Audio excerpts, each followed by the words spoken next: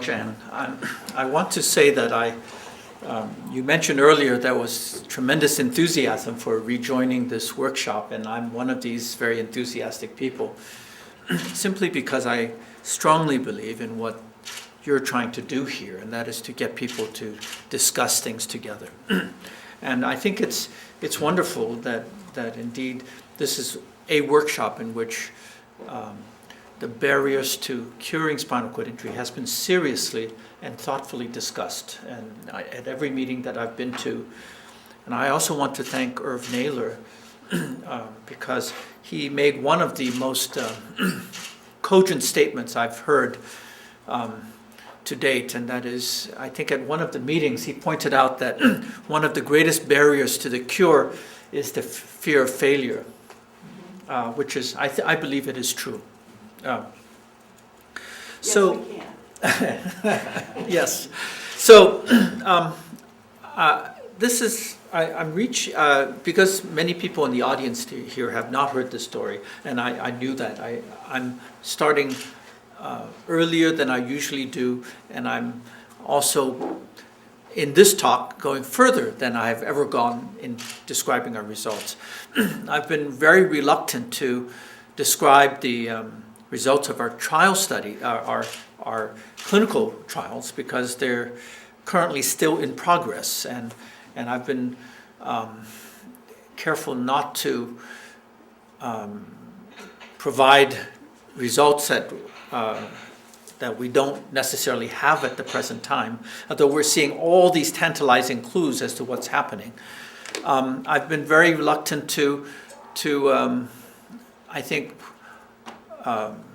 what is the word for it, overhype any of the expectations of this trial, because not all the results are in. And then finally, I think everybody who's ever run clinical trials get very, very impatient for the results. And this trial, like all trials, take a long, long, long time. And your mind is constantly thinking about what if, what is happening, and so on and forth. Okay, so I decided to break the routine a little bit that I normally would have. I've been keeping a silence on the results to date. However, part of these results were presented for the very first time in China about 4 weeks ago by Wai-San Poon, the principal investigator of the phase 2 study that we're now doing in Hong Kong. And he presented some diffusion tensor imaging, magnetic resonance imaging studies of the spinal cords. It created a lot of interest, a lot of discussion when we had this meeting in China. And what I'd like to do is to present some of these results here. And you have to understand these are quite preliminary, but they raise very important questions that are very similar to what Phil and others here, Keith, have raised in terms of what is the relationship between regeneration and function and walking and voluntary function. And so I want to end up with 2 questions for the panel, and 2 questions that we've been asking ourselves and discussing in great detail amongst our group. So you see here actually a picture of a diffusion tensor image of a spinal cord before we've transplanted. In fact, this is one of the very first patients that we did a transplant on. We were quite impressed to find that whenever you do this diffusion tensor imaging of the spinal cord of somebody with an Asia A complete spinal cord injury, you see this gap between the white matter going to the spinal cord. And you can see this quite clearly as this empty space. And you have the descending fibers, you have the ascending fibers, and there is no fibers crossing. And this is true of almost every patient. I'm going to use the arrow here, unless. Yeah. And every patient that we've looked at to date has had a gap. And in fact, it looks as if the DTI may be a very, very good assessment of complete spinal cord injury. Okay, so let me now take one step back and introduce China Spinal Cord Injury Network, its rationale, what we've been doing for the past 6 years. And I show here a picture of a young woman. Her name is Song Lan, and she broke her neck in the Goodwill Games in 1997 in New York City. She was a member of the Chinese national gymnastic team. She went over a vault and landed on the top of her head like Christopher Reeve did, and broke her neck at C4-5. It was a complete spinal cord injury, and you can see from her hand, it was a C4-5 injury, and this is her father. And her father came to see her at the hospital, and before he even went to the hospital, he came to my lab, and he asked a question that all fathers asked, and that is, will my daughter recover function? Will there be a therapy that will restore function? I told him that we were working very hard on it, and that I believe that there would be or will be therapies. In 1998, when she was leaving the United States to go back to China, she was crying at a Chinese Chinatown restaurant that we had taken her out to dinner to, and she was just, tears are rolling down her face, and I asked her why, and she said, "How will therapies get from the United States to China?" I said the only way would be if we do clinical trials in China, and I promised her at that time that I would do everything I can to make clinical trials happen in China. Some people may have interpreted my going to China because of George W. Bush, but I don't think that's the case. I started doing the clinical trials in China because China, as a country, needs clinical trials very badly. They have more spinal cord injury patients than any place else in the whole world. I estimate about 80,000 new cases per year, and also about 800,000 people with chronic spinal cord injury in China. The incidence of spinal cord injury has also risen dramatically since China switched from the bicycle to automobiles, so that in 1995, the incidence of spinal cord injury was about 15 cases per million. Now it is about 65 cases per million in China. It's an enormous problem in China, and the people surviving from spinal cord injury also has increased dramatically. So the number of chronic spinal cord injuries has become a very substantial burden now. And one of the first things that happened was that I brought several teams of prominent neuroscientists, orthopedic surgeons, neurosurgeons, around to all the major centers in China to select centers for the clinical trials. And this is one of the teams right here. One of the first people that welcomed us and gave us his endorsement was this man. His name is Deng Pufeng. He's the son of Deng Xiaoping. Deng Xiaoping is the premier of China who brought capitalism to China. Anyway, Deng Pufeng was thrown out of a third-story window by the Red Guards in 1973 and broke his back. And he then went on ahead, because of his connections with his father and so on forth, formed an organization called the Federation of Disabled People of China. Before I met him, somebody told me that the Chinese government gives his organization about 10,000 renminbi per patient, per member of his organization, and that's $1,500 or so. And I thought, well, that's okay, that's interesting, until I found out that his organization has 45 million members. He controls a great deal of the rehabilitation funding and research funding. And for example, in the recent Sichuan earthquake, there were 290,000 people injured in one day, and they set up a rehabilitation city to take care of so many people with severe disabilities, bone fractures, and of course spinal cord injuries. This was the bottom picture here. This is the first principal investigator meeting that we had in China. I just want to show this young woman here is the mother of a spinal injured person, and her name is Suzanne Poon. She had met me in 2003, and she asked if I could cure her son, and I said I didn't know how to. but perhaps we could work together to get a clinical trial network going in China. She agreed, and most of the funding for the clinical trial network in China came as a result of the Hong Kong Spinal Cord Injury Fund, which she established with her friends, and the clinical trial network activities that I will describe is privately funded through donations in Hong Kong.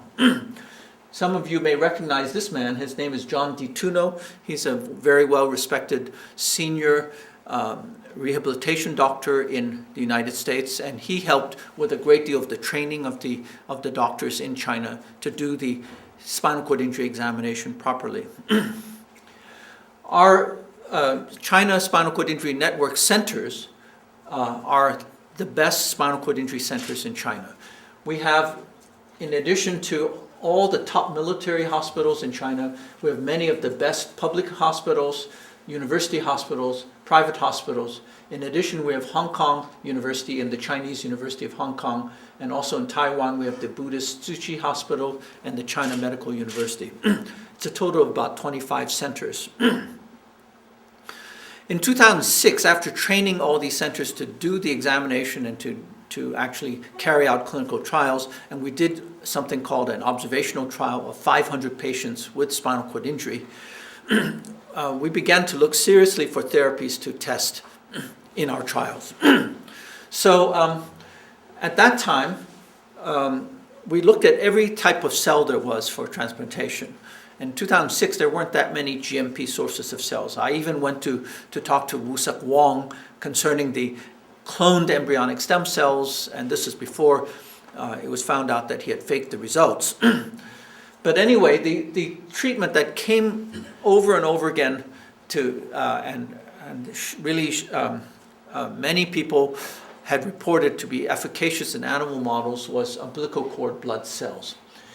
Began in 2003 with supporter at the University of Florida in Tampa, and then quickly within 2006, 4 other groups reported that it is beneficial in the contusion spinal cord injury model. And this caught my attention because these 3 people from Seoul, Korea, from Japan, and from University of Illinois in Peoria, they all trained at the workshops that I did at the Keck Center at Rutgers, and they were using our spinal cord, the NYU spinal cord injury contusion model. And I knew these people, and I was very confident that they were doing this in a model that is relevant to human.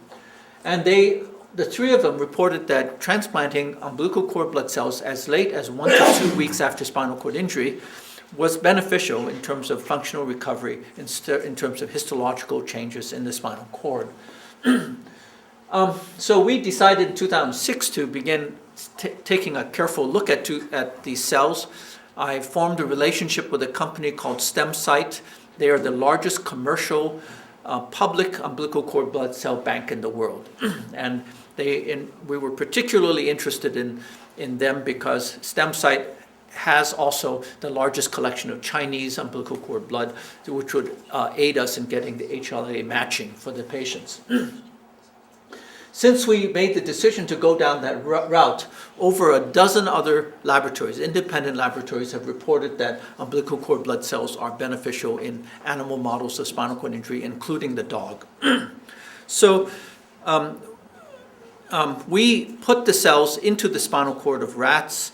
And by the way, to do that, we use neonatal rat blood, which are sort of our substitute for human umbilical cord blood. And these cells show 2 characteristics that I really was quite comfortable with. The first was that when you inject the cells into the white matter of the spinal cord and you wait a week, you find the cells are still there. They don't go away. I feel very uncomfortable with injecting particularly certain stem cells into the spinal cord, and you find these cells in the brainstem or in some other place a week later. These cells stay where they're injected. Secondly, what we found was that these cells did not elicit a glial response from the surrounding tissues. And so I thought that was 2 very attractive features of the cells.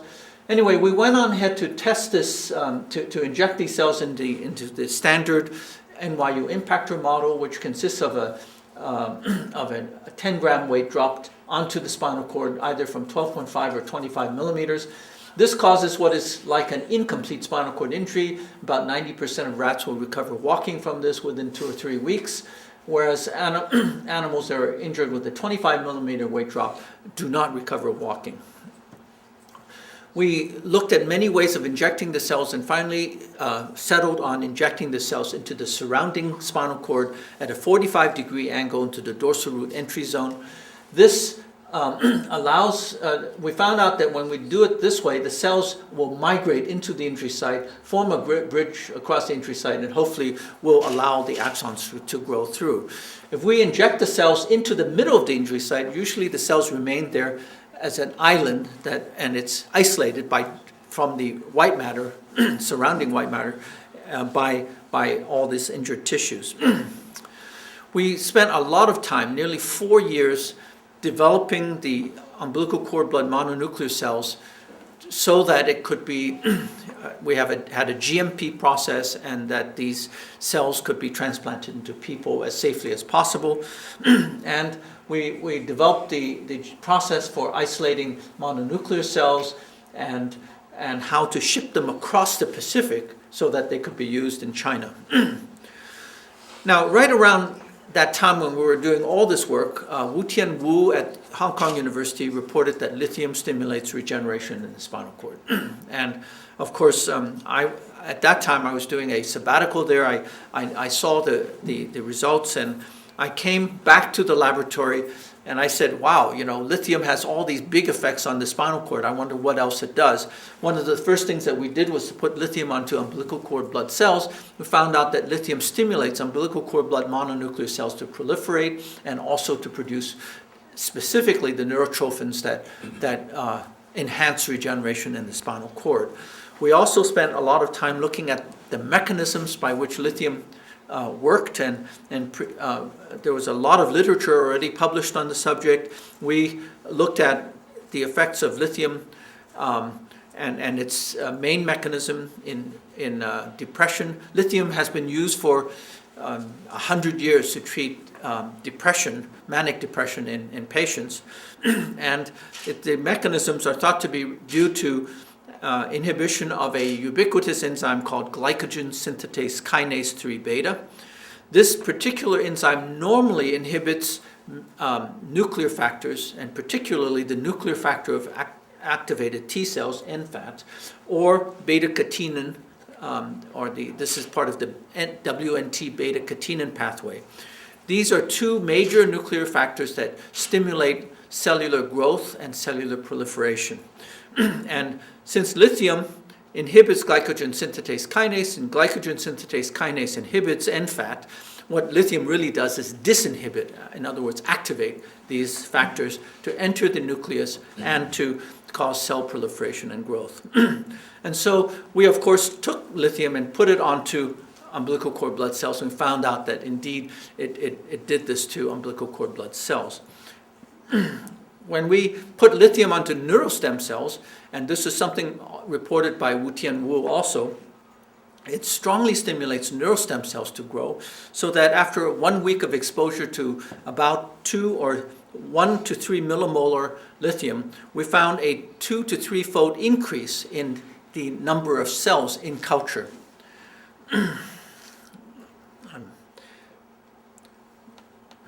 The effect of lithium on these cultures was delayed. It usually took about 4 or 5 days for it to occur.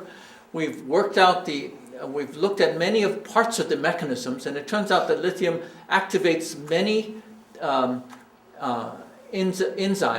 These are the phosphokinases and then phosphatases, all of which end up inhibiting GSK3 beta. And this is the mechanism by which it happened. Note that these factors have to be activated through calcineurin, and that cyclosporin inhibits calcineurin. That if you give cyclosporin, you completely block the effects of lithium in the animals. Very recently, a very exciting result was published reporting that P10, a gene that is upregulated during development, and P10 inhibits the ability of axons, particularly the corticospinal axons, to grow in adult animals. Kai Liu, one of my graduate students, was the first author on this paper, and in the published work that they did of the mechanism by which P10 works, it appears to work on AKT, a phosphokinase, and then AKT goes on ahead to activate mTOR. Well, as it turns out, lithium directly stimulates AKT, so it is possible that lithium is acting downstream of P10 to have the same effect as the inhibition or the deletion of P10 that causes rivers of axons to regenerate in the spinal cord of rats and mice. Well, we injected umbilical cord blood cells into the spinal cord surrounding the injury site, and when we treat the animals with lithium by injecting it subcutaneously into the animals, what we found is that those animals treated with lithium had much more cells, signified by the green, than animals treated with saline. And then when we sectioned the animals, we found that the axons, in the lithium-treated animals, the cells migrated into the injury site and formed a contiguous bridge across the injury site. When we took the spinal cord and did RT-PCR to look at messenger RNA for the neurotrophins, we found out that lithium significantly increased NT3, GDNF, and NGF. And these are three neurotrophins that have been reported by many, many different groups to stimulate regeneration in the spinal cord. So based on these results, we proposed 6 clinical trials in China. The first one is an observational study, 500 subjects with chronic spinal cord injury. We followed them for 1 year. The second one, because nobody had given lithium to people with spinal cord injury before, we gave 20 people with chronic spinal cord injury a 6-week period of course of lithium, oral lithium. And this trial showed that lithium can be safely given to people with chronic spinal cord injury. This was done at Hong Kong University and published in Spinal Cord, the journal. Then we went on ahead and did a double-blind randomized study of 40 patients randomized to 6 weeks of lithium or placebo. And this trial was completed and also published. This trial showed that there was no difference in motor or sensory scores of patients treated with lithium or saline for 6 weeks. However, to our great surprise, the patients who had received lithium showed substantial, significant reduction in neuropathic pain during the 6-week period, and even more surprisingly, even when the drug was stopped at 6 weeks, at 6 months we found out that the visual analog scales, which we use to measure the severity of pain, that the visual analog scale scores that were significantly lower at 6 months. In other words, this is not acting like a standard analgesic, and this lithium is causing a change in the patients, we believe, that resulted in reduction of neuropathic pain. Several of the patients in the study told us that they had never been free of pain until they took lithium, since their spinal cord injury. We're currently in the process of planning and proposing we will soon start a phase 3 trial to confirm these results, a multi-center trial in China to see whether or not lithium reduces severe neuropathic pain. Then we embarked on the CN102B. This is a trial these are 2 trials that we're actually doing right now. This is CN102B. We propose to do 40 subjects, double-blind randomized into 5 groups.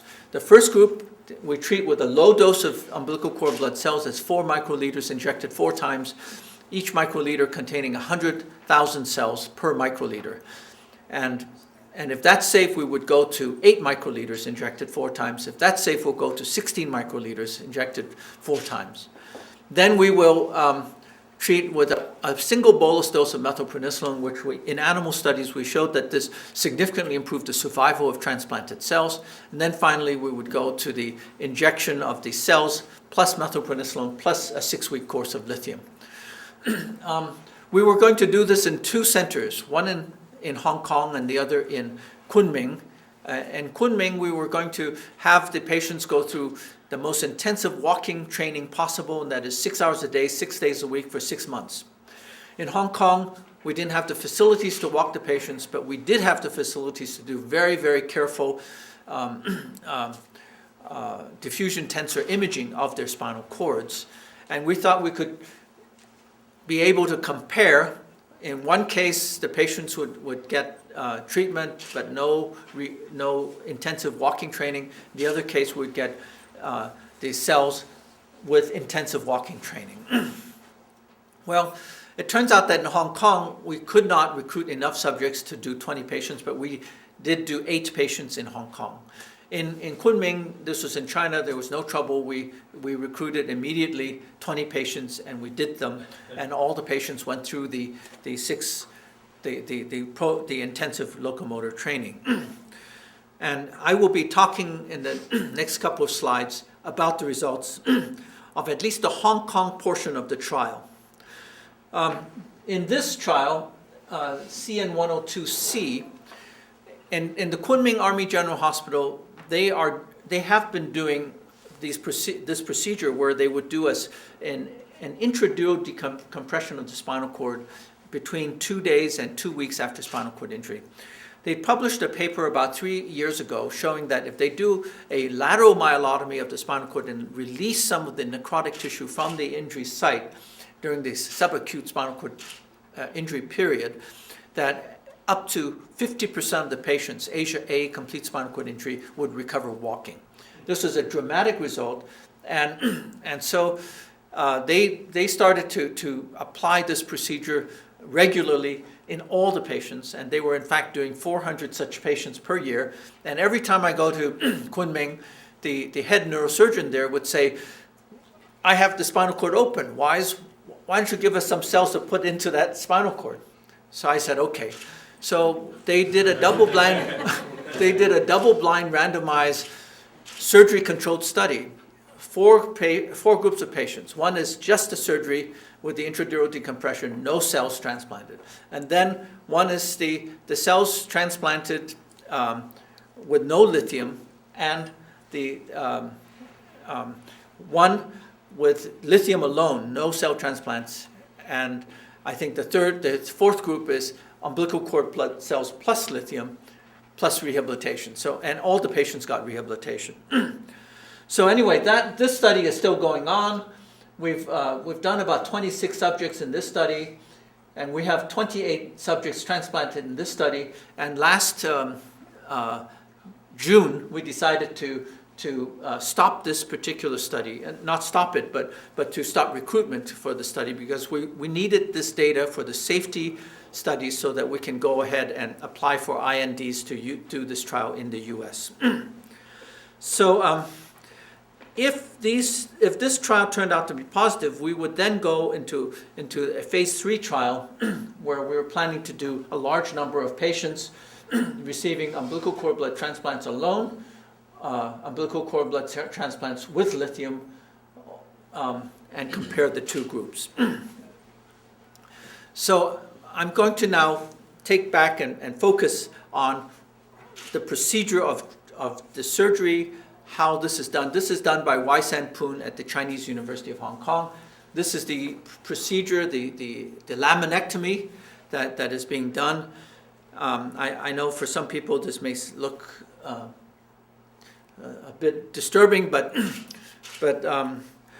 this procedure now, our surgeons are very comfortable with doing this procedure. This is the laminectomy that is done. The spinal cord is exposed, and here's how how we inject the cells, and we use a micro-injector, and the injector is forward-filled so that there are no bubbles, and so on forth.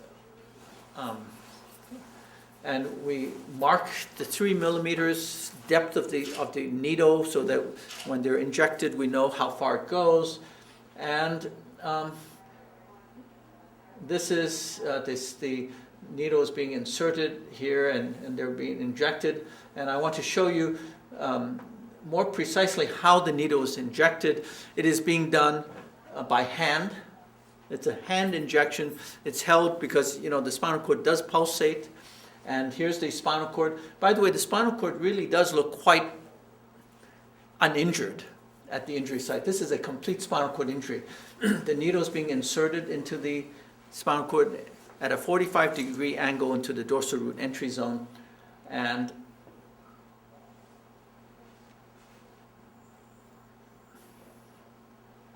it takes, the injection is done over a 5-minute period. And as I mentioned earlier, it was 4 microliters, 8 microliters, 16 microliter injections. And it's done above and below, left, right, in the spinal cord, 4 injections.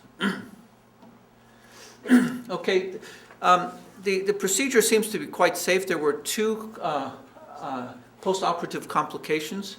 One was one of the 8 patients in Hong Kong complained of increased neuropathic pain. But actually she refuses to take any medication for it and claims that the sensory and motor return is worthwhile. The second patient had a low pressure headache, and it was a very long procedure, and a lot of cerebral spinal fluid had escaped. And after the surgery, CT scan showed that the patient had small subarachnoid hemorrhages associated with headaches. It resolved over a period of several weeks after surgery without any other complications.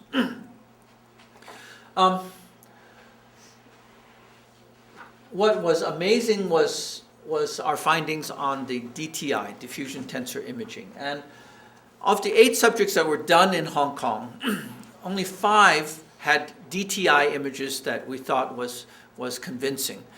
3 of them had lots of metal around their injury site, and we could not image using MRI. And of the 5 patients that had reasonable DTI images that showed the white matter clearly, all showed a white matter gap before we did the surgery. And I just want to show you what the images, how it looked like as we did it at 6 weeks, 6 months, and a year afterwards. By the way, the diffusion tensor imaging was done with a Philips health scanner, and we did both conventional 3D T1, T2, and then did regions of interest where you select out white matter above and below the injury site, and that's to look at the ascending, descending tracks. And then we calculated fractional anisotropy ratios, and then these were done. We confirmed that the fractional anisotropies were actually quite stable over time, and we could reproduce them in control subjects. As I pointed out, in many of the patients, because of the instrumentation around the spinal cord, we couldn't see anything. You can't even see a regular MRI.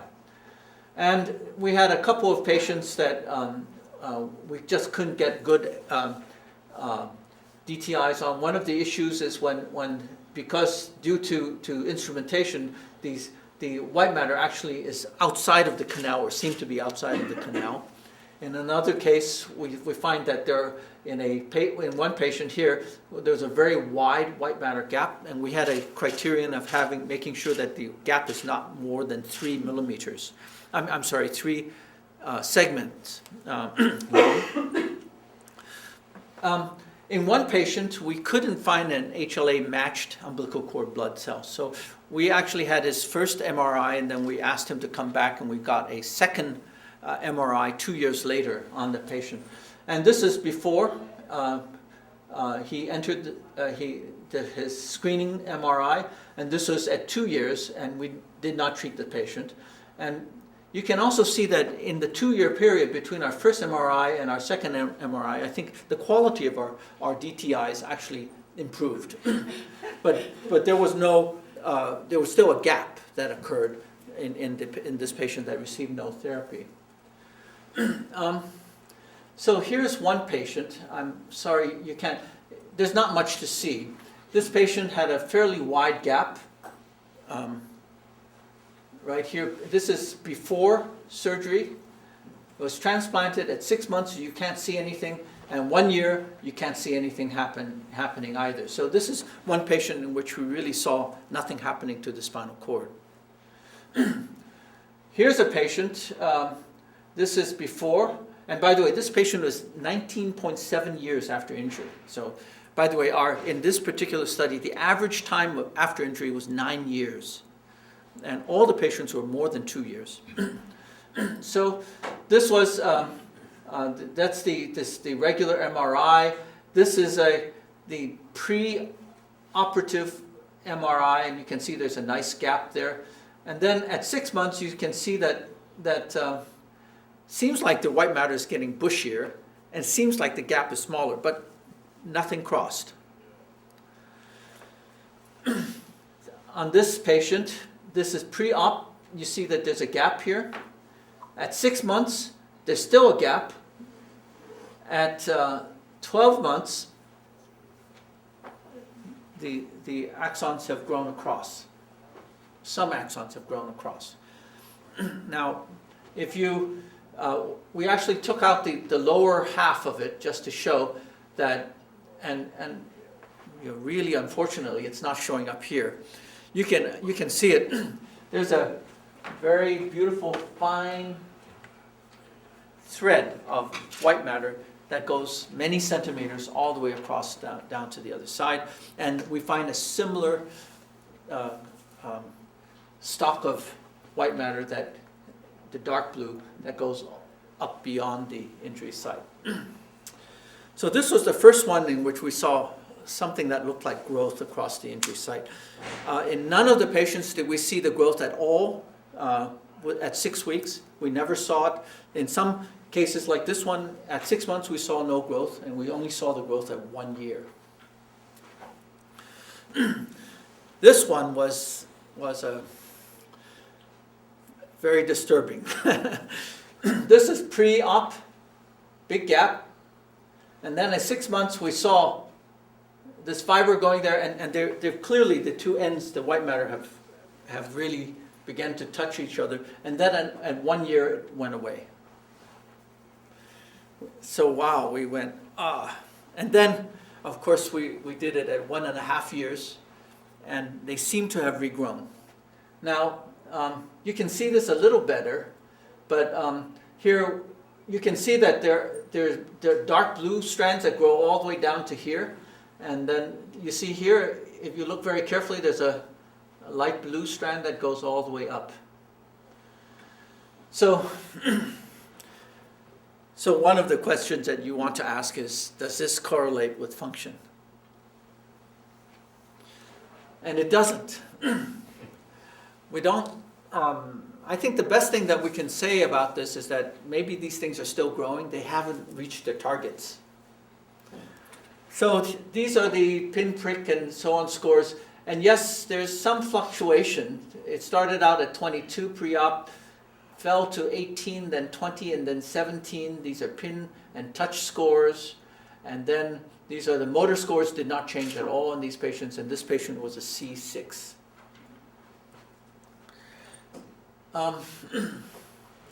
So DTI apparently can detect contiguous tissues that have similar fractional anisotropy, and before treatment, we can show clearly that every patient has a gap, with Asia A has a gap. We're now, of course, finding patients with incomplete spinal cord injury, and some preliminary studies of incomplete spinal cord injuries are showing these fibers that seem to be crossing the injury site.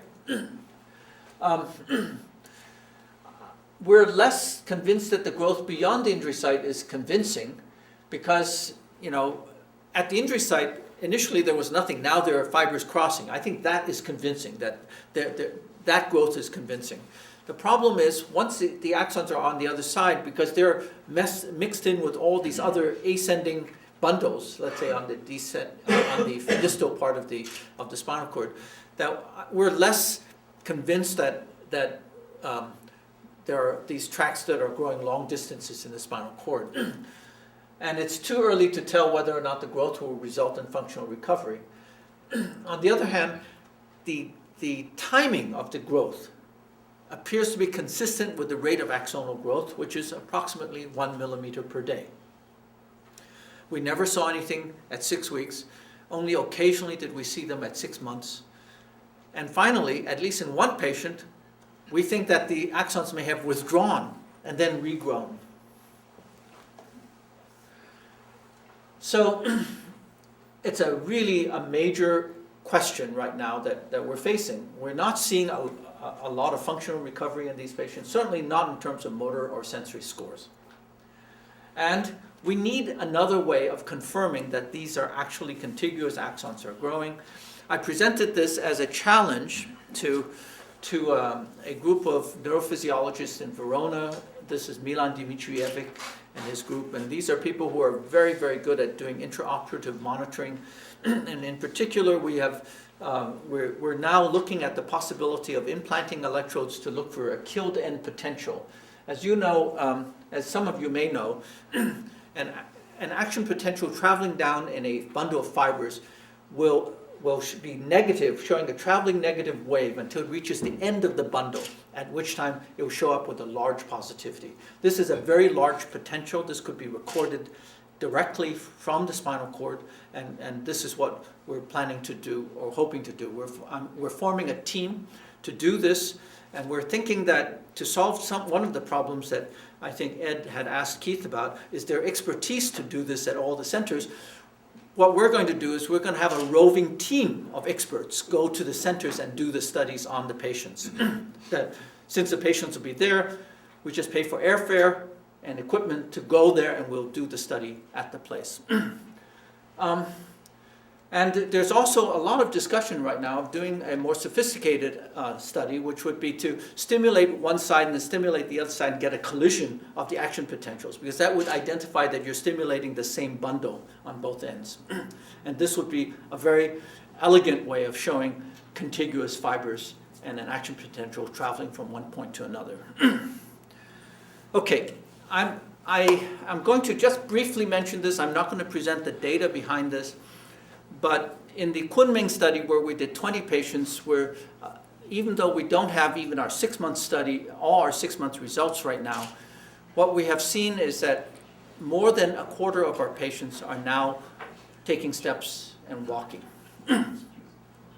These are patients who've never walked before, who could barely stand at the time of the start of the study. They're now taking steps. And what we've been surprised by is the fact that none of these patients have improvement in motor or sensory scores. This was, and this is the walking program. People actually walk for 6 months, 6 hours a day, 6 days a week. Actually, the way we do this is we ask the patients we ask the Kunming Center to train the patient for 3 months, and if at the end of 3 months the patient is still showing progression, they will do another 3 months. We'll pay for a second 3 months. And so far, nearly a third of the patients actually have gone to a second 3 months. So, and the patients are graded not only by the whiskey scoring system, which is the standard one used in the US, but also by what they call the Kunming locomotor scale. And this is the so-called KLS5 level, and that is a patient walking with a rolling wheel. They're taking steps, and there's nobody using ropes behind them, and this is unassisted walking, but no human assistance in the walking. And more than about a quarter of the patients have reached this stage. We do not see voluntary motor strength changes, and we're not seeing consistent sensory improvements in the legs, certainly not in the legs. We're seeing some sensory changes within a few dermatomes below the injury site. And this then raises the question that the patients appear to be able to activate their central pattern generators without increasing their voluntary motor control strength. So the challenge number 2 is how can we document central pattern generator activation in these patients? Now, many ideas have been proposed. One is to do magnetic activation of the cortex to stimulate motor evoked potentials and record the indirect activities. This is a long latency activation. This has been done many times before. So this is one of the things that we would want to do on the patients. The second one is to, of course, show that there's bilateral EMG during the walking, and this is being done using wireless telemetry. We want to record actually the central pattern generator activity directly at L2. And then finally, we're hoping to do some stimulation or pharmacological manipulation of the patient to see if we can change the CPG activity and therefore alter the walking functions. But these are 2 major challenges that we did not expect in this study. We did not expect to see all this growth and really no change in motor scores. And secondly, we did not expect to see walking with no voluntary motor improvement. So in conclusion, transplanting umbilical cord blood cells into the spinal cords of patients is safe. Number 2, diffusion tensor imaging is showing white matter gap at the injury site of subjects with complete spinal cord injury if we don't treat them. Number 3, white matter appears to be plastic. I don't really want to call this regeneration. This is white matter plasticity. And the white matter appears to be capable of both growth and retraction across the injury site. Number 4, recovery of walking can occur with minimal improvements in motor or sensory scores. And number 5, other methods of assessing functional recovery other than motor and sensory scores are needed. I do want to,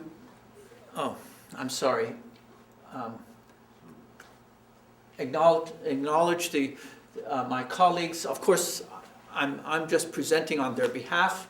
Wai-San Poon and his colleagues at Chinese University of Hong Kong studied the 5 DTI cases that's presented in here. Ken Zhang analyzed and prepared all the cord blood cells for the transplantation. Gilbert Leung at Hong Kong University studied 3 subjects in this trial.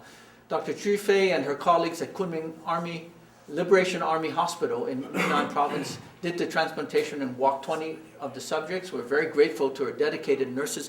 By the way, to get the follow-up studies, we're sending the teams of nurses to the patients' homes to do the examination. It's too much trouble, and they are not willing to travel back to the hospital. Of course, Wendy Cheng and John Chen at the China SCI-Net office, and along with Jan Lai, they really managed and did all the monitoring for both trials. And STEM Site donated the umbilical cord blood cells for the trials. And then finally, we thank the Yunnan Province Department of Science and Technology, as well as the Hong Kong government and Hong Kong Spinal Cord Injury Fund for their support of the trials. Thanks.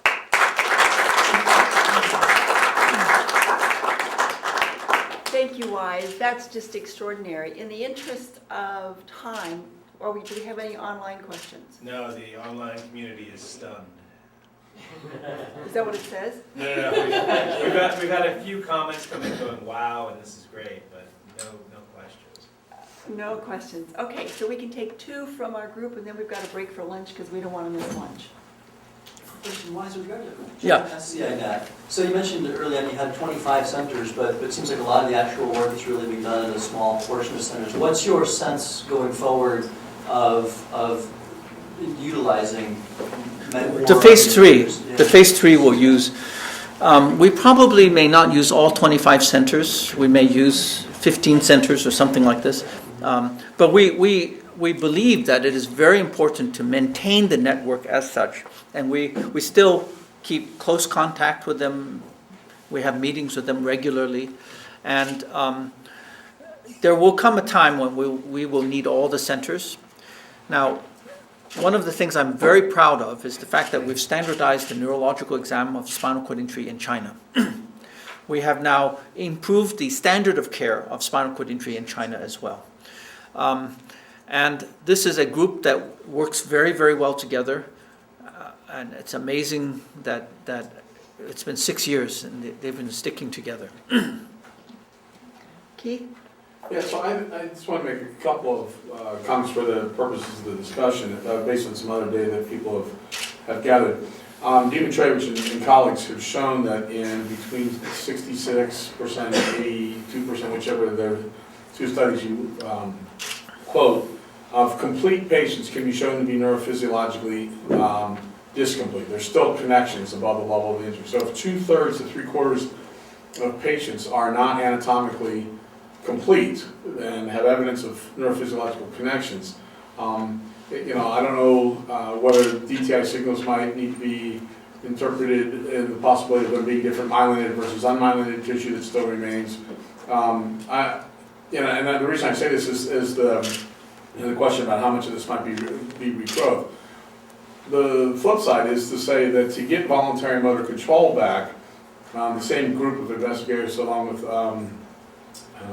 he's from Perth, Byron Kukulis, with post-mortem studies, has shown that to have enough spare tissue to have voluntary motor control in humans is on the order of 40 to 50,000 axons in just the cortical spinal tract, and who knows in what other pathways might be necessary for functions like walking. We're looking at animal work where we get tens to hundreds to maybe the low thousands of axons growing millimeters to maybe centimeters.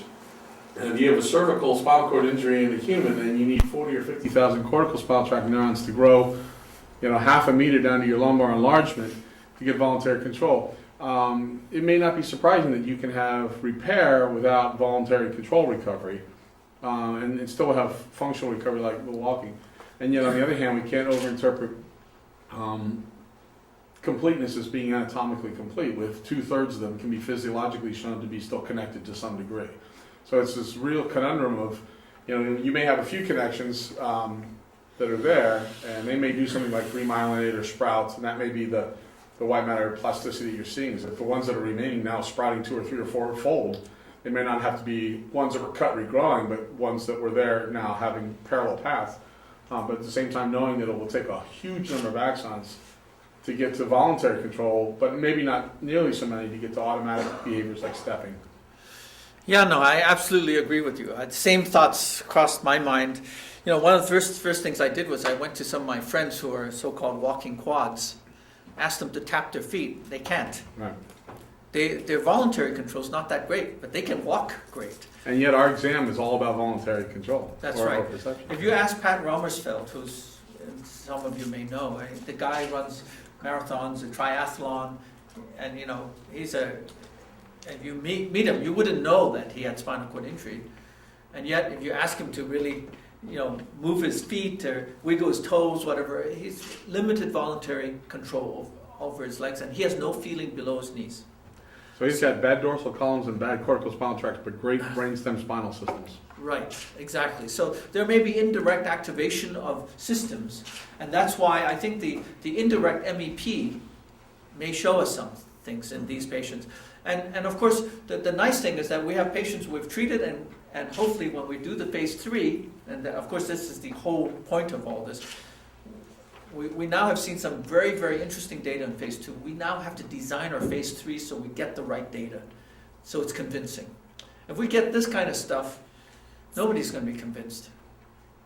But if we can really record something and know that we are getting growth and that the contiguous fibers that are growing all the way down, they weren't present before we transplanted, they're not present in the controls, this might be then convincing.